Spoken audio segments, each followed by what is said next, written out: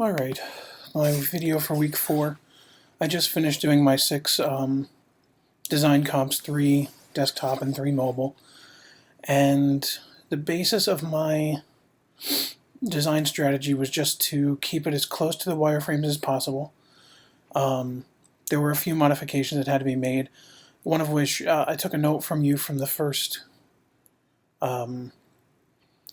week where you were or the second week where you were telling me that the angled logo name across the image was kind of weird, so I removed that and just created a logo that went well with email and responsive design.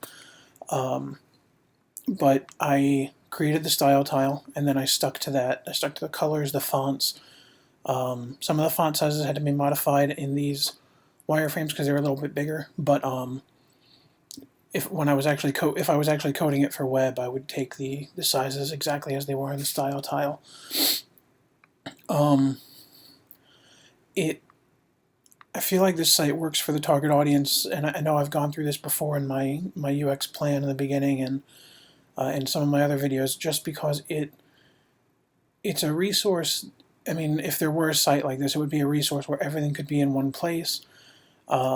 People wouldn't have to do a whole lot of Googling, and this could even, at some point, pull in,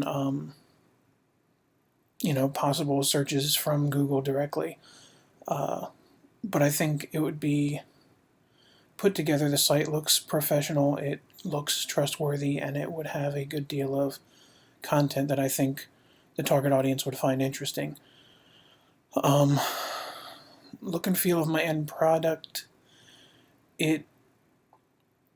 To me, I put my best into it for the time that I had, and I feel like if I had a whole lot more time, I could definitely focus on some more, best practices for design.